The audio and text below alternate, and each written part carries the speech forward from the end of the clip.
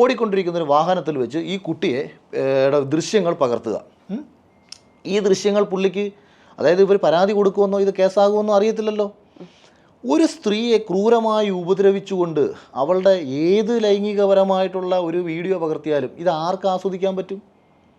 ഇതങ്ങനെ അത് കണ്ടു കഴിഞ്ഞാൽ, ഇപ്പം നിങ്ങളൊരു സ്ത്രീയാണ്, ഇത്തരം ഒരു ദൃശ്യം കേരളത്തിൽ എത്ര സ്പ്രെഡായാലും ആ കുട്ടിയോട് സഹാനുഭൂതിയും അനുകമ്പയും അല്ലാതെ ആർക്കെങ്കിലും മറ്റൊരർത്ഥത്തിൽ അതിനെ കാണാൻ കഴിയുമോ? അതായത് ഉപദ്രവിച്ചു കൊണ്ടുള്ള ഒരു വിഷ്വലാണെന്നുണ്ടെങ്കിൽ അപ്പോൾ അവൾ ആസ്വദിക്കുന്ന ഒരു വിഷ്വൽ കിട്ടണം.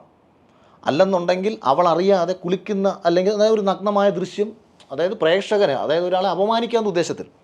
ഞാൻ പറഞ്ഞത് ക്രൂരമായി ഉപദ്രവിക്കുന്നതിനെ പീഡനമാണല്ലോ, അല്ലെങ്കിൽ ബലാത്സംഗമാണല്ലോ. അതിനെ ഒരിക്കലും സമൂഹത്തിന് ഒരാളെ നാറ്റിക്കാൻ പറ്റില്ല. ഇതാണല്ലോ പ്ലാൻ. ഞാൻ പറഞ്ഞത് ഇവരുടെ ഒരു പ്ലാൻ, ആരോ ആയിക്കോട്ടെ, ഇങ്ങനൊരു പ്ലാനാണ് ഇവർ തയ്യാറാക്കുന്നത്. ഞാൻ എന്തുകൊണ്ടാണ് ഇങ്ങനൊരു പ്ലാൻ ദിലീപിനെ പോലെ ചെയ്യില്ല എന്ന് പറയാനുള്ള കാരണത്തിലേക്കാണ് ഞാൻ വരുന്നത്. 2, നഗരമധ്യത്തിൽ ഓടിക്കൊണ്ടിരിക്കുന്ന ഒരു വാഹനത്തിൻ്റെ ഉള്ളിൽ നിന്നുകൊണ്ട് ഇത്തരം ഒരു വീഡിയോ ദൃശ്യം ചിത്രീകരിക്കാൻ ഈ വണ്ടിക്കകത്ത് എത്രത്തോളം വെട്ടമുണ്ട്? രാത്രിയിലാണ്.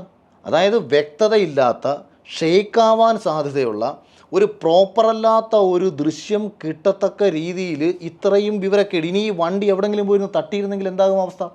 പിടിക്കപ്പെടണമെന്നും പൾസർ സുനി പോലീസിൻ്റെ അകത്താകണമെന്നും ഉദ്ദേശിച്ചിട്ടായിരിക്കത്തില്ലല്ലോ ഇത് ചെയ്യുന്നത്. ഒരു കുറ്റകൃത്യം ഒരാൾ പ്ലാൻ ചെയ്താൽ ആ കുറ്റകൃത്യം എഫക്റ്റീവായിട്ട് തന്നെ വരണം. അയാൾക്ക് റിസോർട്ട് ചൂസ് ചെയ്യാം, ഒരു ഹോട്ടൽ റൂം ചൂസ് ചെയ്യാം, അതായത് പുറത്ത് വരാത്ത രീതിയിലുള്ള ഒരു സ്പേസിലേക്ക് എത്താം.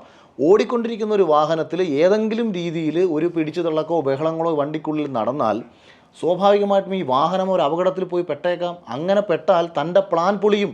ഞാൻ ചോദിച്ചത്, ഒരു സാധാരണ ഒരു അസിസ്റ്റൻറ്റ് ഡയറക്ടറായിട്ട് സിനിമയിൽ വന്ന് മലയാള സിനിമയെ ഏറെക്കുറെ കയ്യിലാക്കത്തക്ക രീതിയിൽ ബിസിനസ് പ്ലാനുകളും തന്ത്രങ്ങളും ഒക്കെ അറിയാവുന്ന ഒരു നടൻ ഇത്രയും വിഡ്ഢിത്തരം, 1.5 കോടി രൂപ പൾസർ സുനിക്ക് കൊട്ടേഷൻ കൊടുത്തെന്ന് പറഞ്ഞിട്ട് 10,000 രൂപ അഡ്വാൻസ് മേടിച്ചിട്ട് ഇത് ചെയ്യുന്ന ലോകത്തെ ഏറ്റവും വലിയ ഗജഫ്രാഡല്ലേ അവനിത് ആർക്ക് വേണ്ടി ചെയ്തു? അവൻ എന്തിനു വേണ്ടി ദിലീപിൻ്റെ പേര് പറഞ്ഞു? ഇതാണ് സത്യത്തിൽ കണ്ടുപിടിക്കേണ്ടത്.